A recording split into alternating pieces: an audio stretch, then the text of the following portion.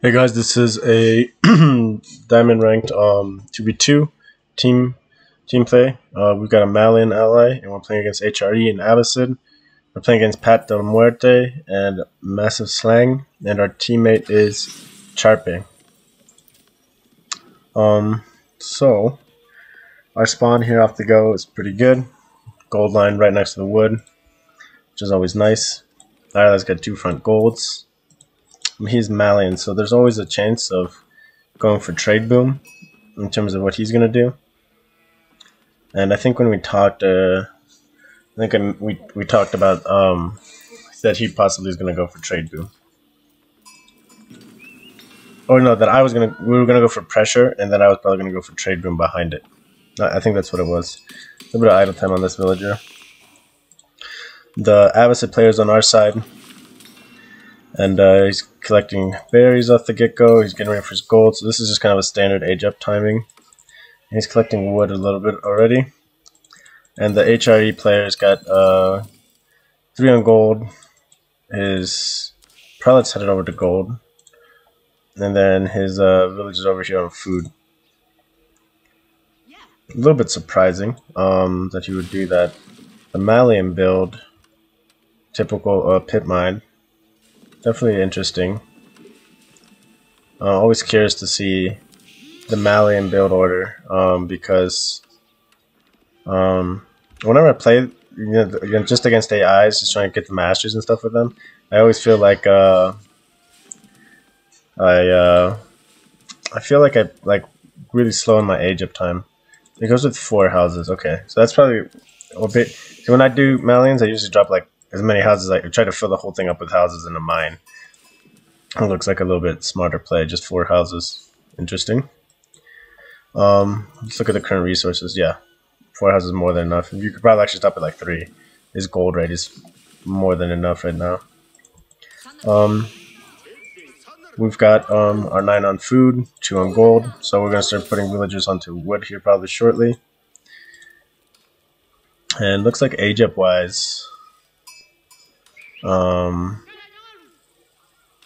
we're probably the closest to aging up. Maybe HRU will start aging up before us. Yep, villagers on wood now for us. And we're scouting out the base right now. So we kind of know where this Abbasid player is at. And we've fully scouted his base. We see the stone here and the stone here, which is really big because that dictates quite a whether he's going to be aging up or not. But I mean, going for second TC or not. HRE going with Minework Palace, which is usually either a Burgrave or Horseman play in H2, or fast castle and pumping up knights. But he's committing 5 villages to it, which is a little bit. There's 1 too many usually. Like you don't get a really big benefit adding that additional 5th villager really. In terms of time. Let's see, they're still collecting gold. It's collecting wood. He's got 3 on food. Okay, and he's pulling 6 onto stone here. So yeah, now he's gonna start looking for that second TC play. And we're just tapping up with Silver Tree, just nice and easy. Again, we're not in a really big rush. We see that this market's here. So again, no real big rush here for us to do this. It's not going to be our main play. It's just going to be there just to kind of start transitioning into it. We're not really trying to go for a trade boom. And HRE is still tapping up.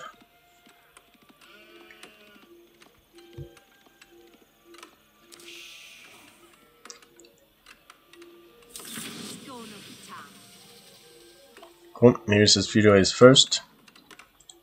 We're going to reach it second. House of Wisdom still way off. Manticore's up. Oh, okay. Charpa actually aged up before we did. And he's going into stable. So this is going to be either a scout play, pro scouts, or just a scout harass. Malian scouts are really strong. And we are dropping our archery range, and we are rallying them right over here to the stone, and we're also coming over to check the stone right now. So we see the stone, we see that he's got enough stone He's almost got enough stone for aging up here. Or for aging up. I keep saying aging up for a second TC. And he actually pulled off of it a little soon. That's a big mistake on his part. He definitely pulled off too soon of his stone. I think he must have thought that 300 was the number, but it's 350 now. So it's definitely a big mistake on his part. Because if he had... He could have stayed and collected that all. So he's going to delay his second TC timing there a little bit. And we're just going around scouting. I thought he pulled off because...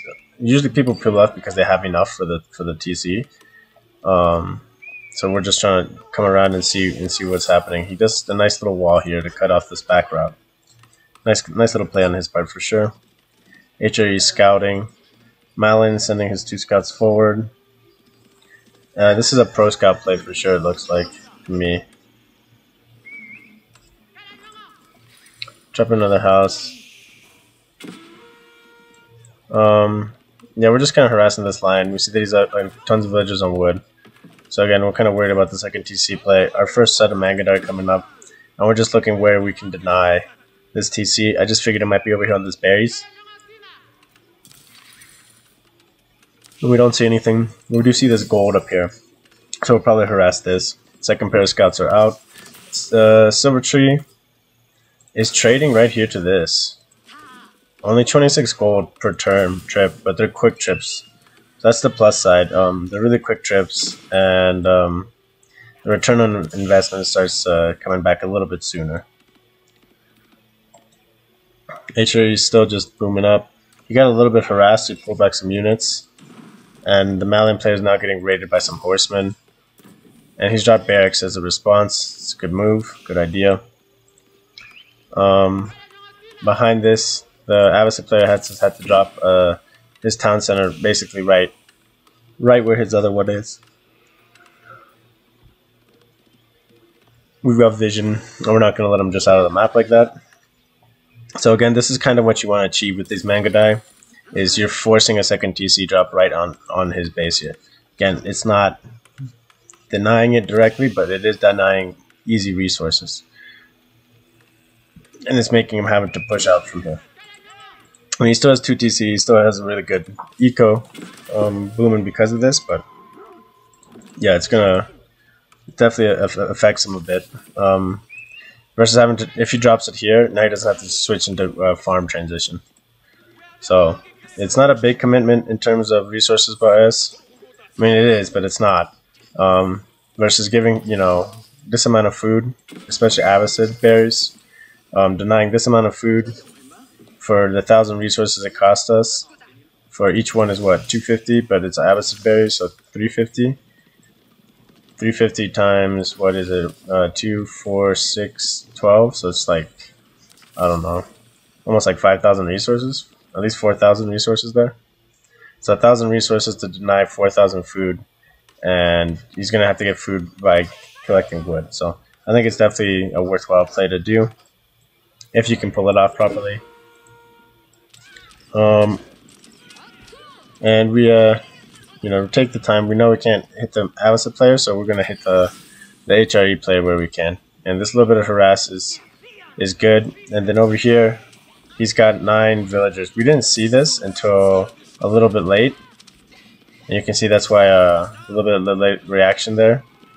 But again, you know, these 9 villages, it's a big eco hit to the HRE player. He's got, what, 10 here, 13, 17, and 9 here. It's like losing a third of his eco. Almost a third of his eco. He lost 7 of them, and he loses this 1 spearman. So that definitely hurts quite a bit. Behind this, we're still trading. We're up to 6 traders. Again, not really a huge trade, but the big thing is it's consistent and it's fast. We do have 2 more Mangadai over here.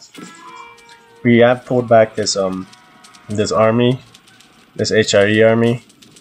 So, and the Avacid player is bringing archers over, so we're definitely getting the short end of the stick here right now, and we're just going to keep pulling back. Our Malian ally, he's doing good, he's booming, he's got 3 pastures online, plenty of military infrastructure up, and he's starting to push forward, which is good for us.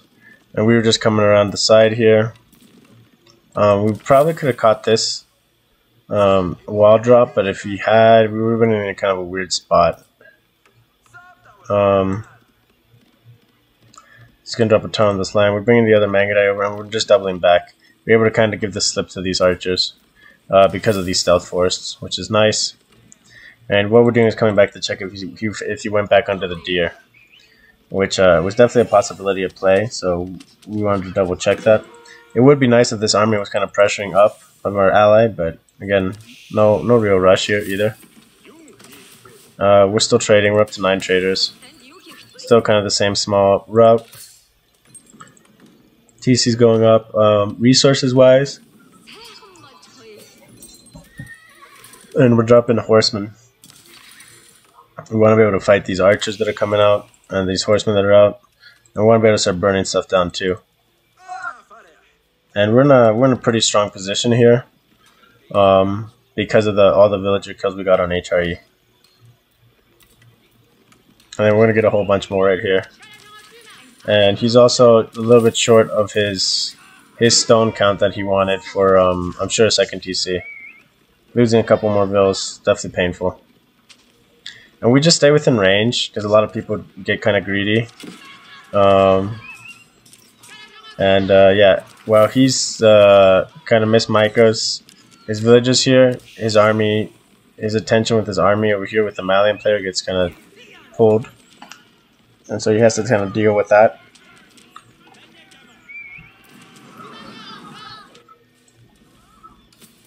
Behind this, we're making a nice little cav army in our base.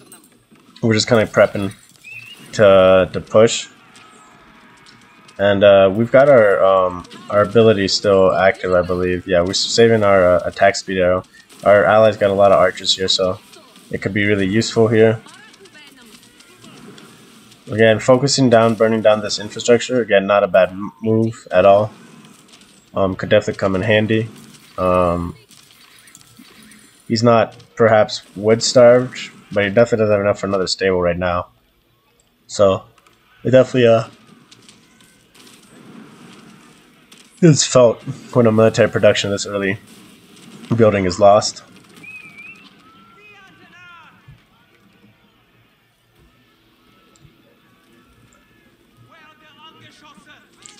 And we're just pulling aggro away from the other one,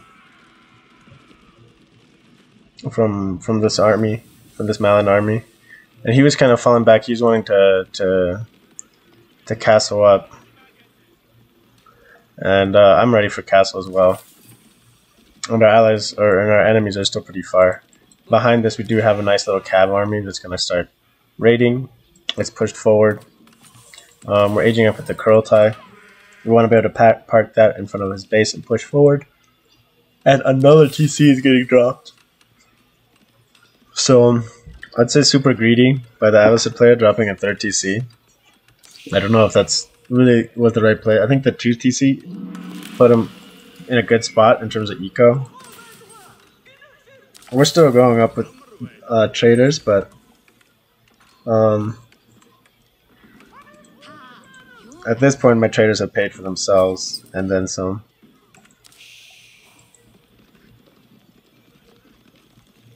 We were able to raid a little bit here. We killed a couple of villagers. And he pulls forward to this front wood line. And we came a little bit late, unfortunately.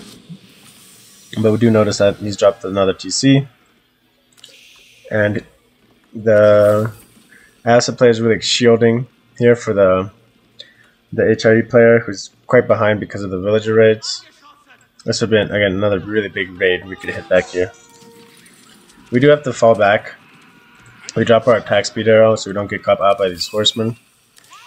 And we are getting our veteran Mangudai upgrades right now too. We have gone up to 2 production buildings, and we're dropping a prayer tent. Over here we're trying to burn through this wall. If we'd been able to burn through this a little bit faster, 21 villagers, that would have been a huge eco hit. Either way, it's pulling his army back, and that's letting us, our Mangudais can roam this front side with no problems, and it's letting this Malian player gang up on the HRE army. we're able to pull out of here without, I think, without any losses, which is pretty big. Especially since he's H2, and we're gonna go get our H3 horseman upgrade. Kurultai is starting to move up. Infrastructure set up. We do have 10 idle vills. Oh, on this deer patch, we're moving them over to go get some more deer. Yep, over here. Our horsemen have fallen back all the way. There you go. We're dropping a bunch more infrastructure. That's going to be 4 stables. Behind this, HRE players gone for second TC, so they're getting really greedy doing these double TC booms. One's doing triple TC and the other one's doing double TC because he's trying to recover what he lost. But your HRE, you have really strong resource gathering, so that's super necessary. Behind this, our trade line starts getting raided. A little bit unfortunate, but again, we're not like super worried about it. And we are pulling back our Mangada to go deal with it. Over here, we do have our upgrade coming through for the veteran horseman, and we do have knights starting to come through here. And we have our 3 stables, but soon to be a 4th stable coming online.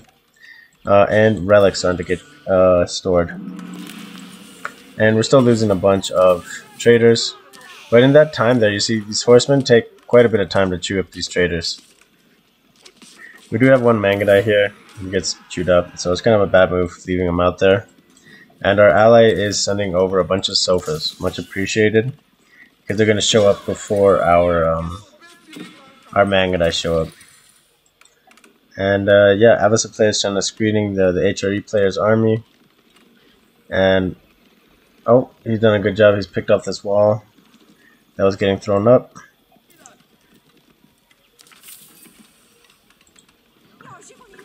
And we're coming in for a raid on this GC. We know we're not per se super protected here. Like, we don't have a super sturdy army. But we were gonna stay if these camels weren't here. So we're just gonna fall back, recover. We don't lose anything. The scout's gonna recover super fast under Kurultai and his own regenerative abilities. The Malian player is kind of raiding a little bit through the back here. And we've cleaned up this trade line issue, and trade is back up to 16. Avisa player's gone up to Castle Age, which is good. His ally is super far from getting up to Castle. And over here, he takes a really good fight against this this Avicid army. And we kind of noticed a little bit late. You see, we're not reacting, we're not coordinating at the same time, which is pretty big. But there's a lot of villagers here. There's a lot of idle time on villagers here. And he's got 50 villagers right here. And his army gets pretty much wiped out. You know, he just gauged up. He doesn't have his upgrades in yet. So his feudal units are fighting castles. And we're sending in our knights now. We're going to start burning down this outpost. It's just its population space. The HRE player is helping clean up this army. But behind this, we're pushing forward. We're bringing our Kurultai up, and now he's losing an absolute ton of villagers. So this aggression that we have, this push here, is really big. And again, the Malian's army is able to basically take on the 2 players' armies. And behind this, our army just did a bunch of eco damage. And so he taps out, and since he taps out, the HRE player is also going to tap out, who was further behind than the Avisa player. So, just a pretty quick match. Good plays in general in terms of being able to harass and not lose troops and just kind of maintain the lead and keep that lead, or make a lead and keep that lead.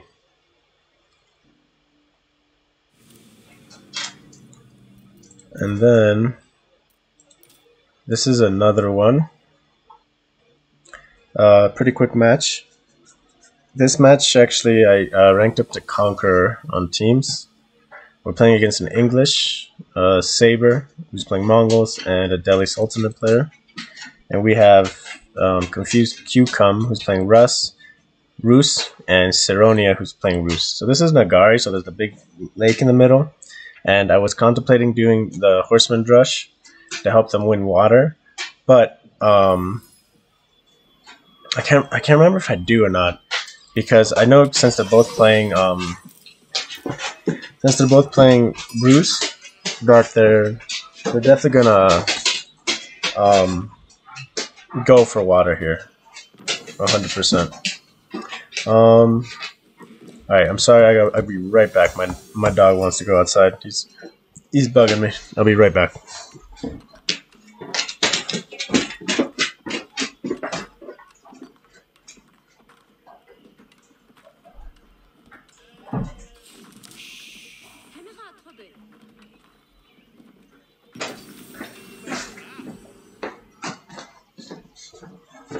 Luckily, the door is closed.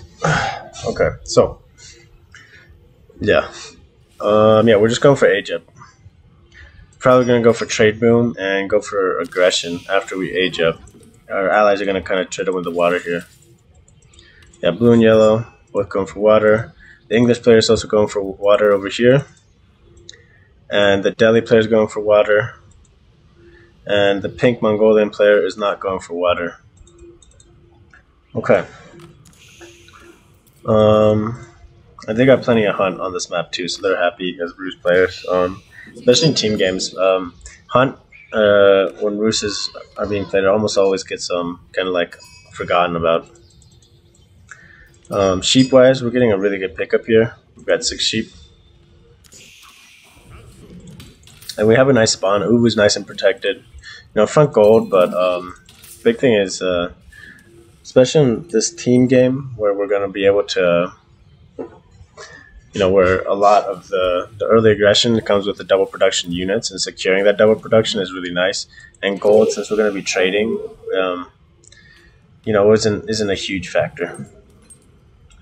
My allies over here is picking up the sheep. And the Delhi player does an interesting play. If I remember right, he actually pulls these fishing ships after a while and tries to burn down Roos ships and tries to win the water with his ships. And it's just, I mean, it's not a bad play in terms of, I guess, being productive with them, but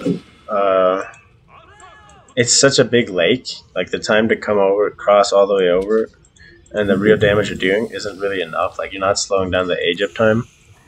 And if you're not slowing down the age up time and you're slowing down your own age up and productivity, all you're really doing is setting yourself behind.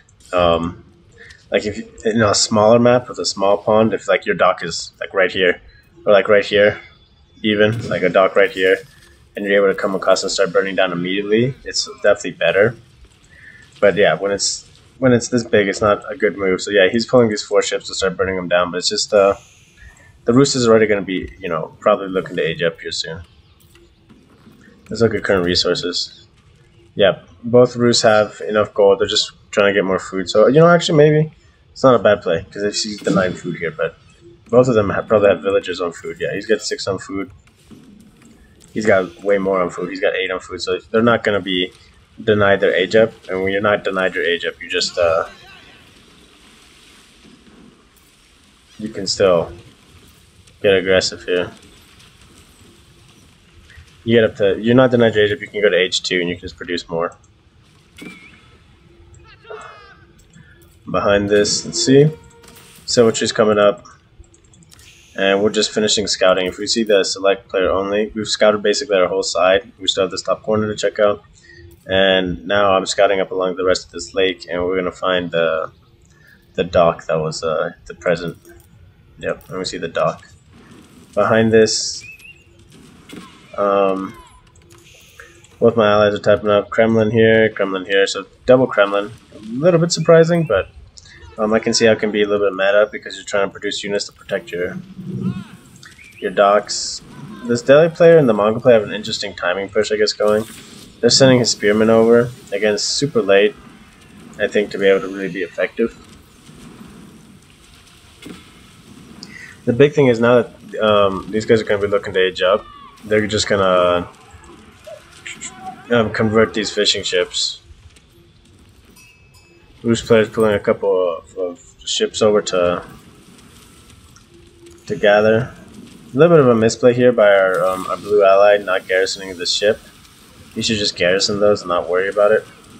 And then really good play by him by dropping this wooden fortress right in front of him basically, and he's able to, I mean, getting this wooden fortress down in front of these spearmen is just like huge. There's a huge misplay by Pink there. We're still scouting the rest of the map. Let's see, behind this, we're dropping stable, so we're going for the burn down is what we're doing. We want to deny their stable production as much as possible, or their dock production as much as possible. Delhi's all in on the dock. He has nothing else really going. Mongols has a barracks, and now he's looking to age up. Should be tapping up here shortly. He's got plenty of resources for it. And yeah, now he's committing to this burn down on this tower. But again, yeah, really big mistake of just letting it come up. And now you got a Lodia transfer ship. That's a misclick there. There's no way that was intentional. And blue, you know, a little bit cleaner. Like, he did a good job dropping this tower, but if he was playing a little bit cleaner, he could have like a villager in here. Just one villager in here would do so much damage to these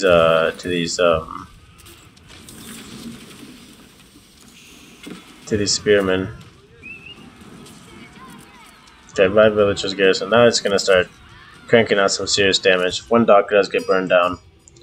Again, not the best play by my Rus ally, so it's not like they played perfect, but neither did the opponent. So interesting little switch there. Over here, we are burning down now the dock, and the English is starting to make a springald and a demolition ship. So one Hulk and one demo ship, and we're just trying to get our army out and to start burning down. And we're just going full production in our stables while maintaining our villagers and our wood production going. I think Silver Trees, we set it up our allies TC, just a kind of a safe spot to not have to worry about burn down. We could get better trade going over here, but it's unprotected, so no need to go super greedy yet. And we do pull our spearmen back, or our horsemen back, to not fight these spearmen. We see that our ally is chasing him, so I think we're going to try to bait these spears in. I'm not entirely sure though, I can't remember 100%. Over here, docks are being reestablished. The one other Rus player still has his docks up. The English player has his navy going, but again, it's kind of in a fragile place, and the Delhi player's eco was definitely affected by this. You can tell his age up is just super delayed. 7.5 minutes, almost 8 minutes, I'd rather say. 8 minutes and no age up. Behind this, we're getting the burn in, and all we gotta do is set it on fire, really. Once we set it on fire, we're just gonna pull back. No need to sit here and get shot. And that's what we do. We're just gonna pull back. This pink armor, we're gonna evade. And basically now the key is just to be able to pick up this villager. And we didn't know when this villager was coming in, but we've got good vision of the map here. We're really close to the edge, and we're able to see this villager come in. He sends that villager super quick too, which props onto him to doing that. And take out that villager. We're just gonna start burning down this dock immediately. And he's housed. The red player is housed, which is pretty crazy. And again, another villager. We're able to kill this villager. And he actually canceled this ship because he was housed, which I think is kind of a big mistake. This production could have helped out immediately. We use these militias to our favor. We just go around the side. This other dock is burning down. It's about to, yep, there we go, completely finished. Behind this, we're Silver Tree trading.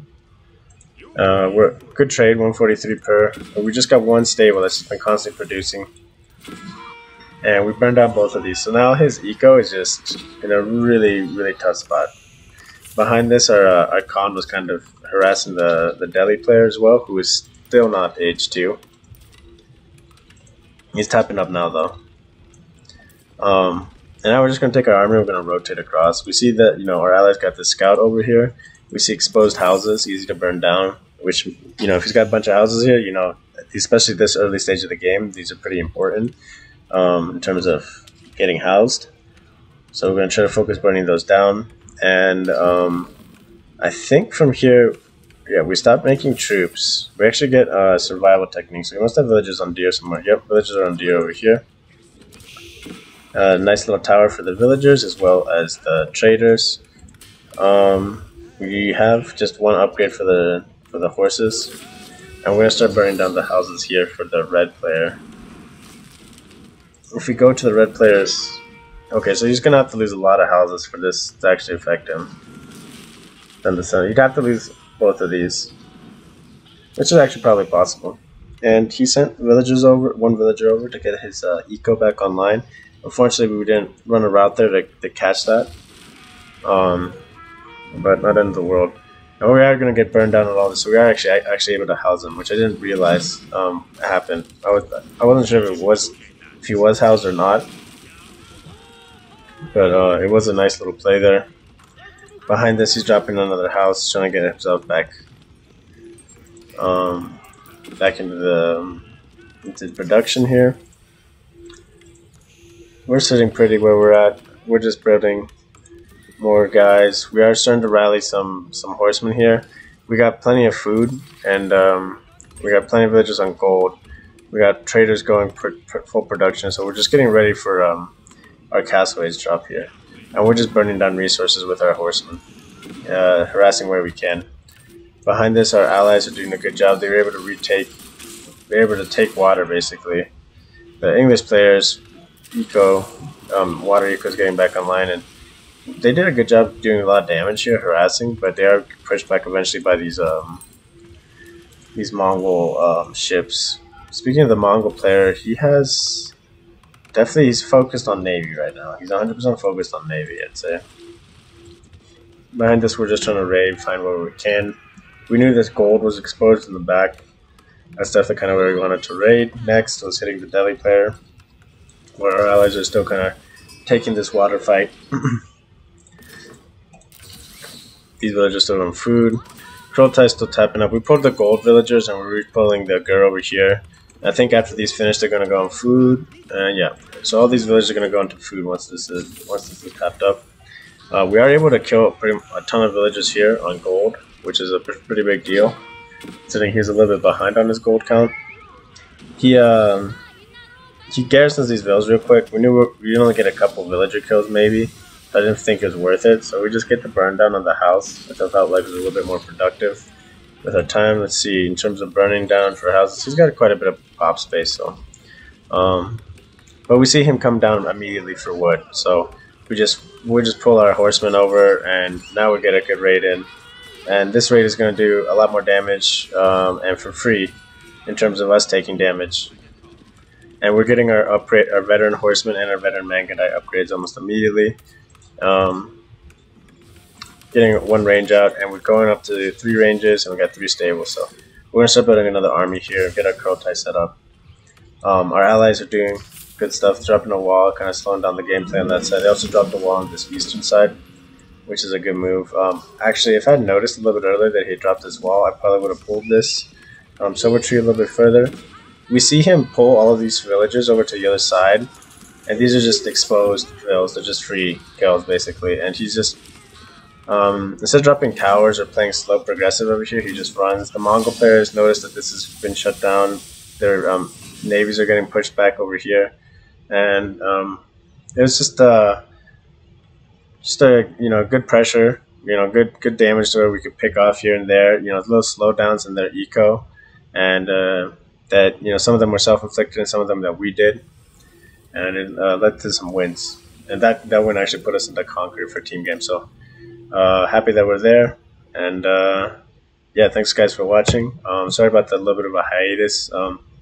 Super busy weekend, rugby match, and was dead tired after that. I didn't want to really play. I was just tired. I wouldn't have been able to play very much or well, but yeah, hopefully get some 1v1s in today, and I'll upload those soon. Thanks for watching, and catch you on the next one.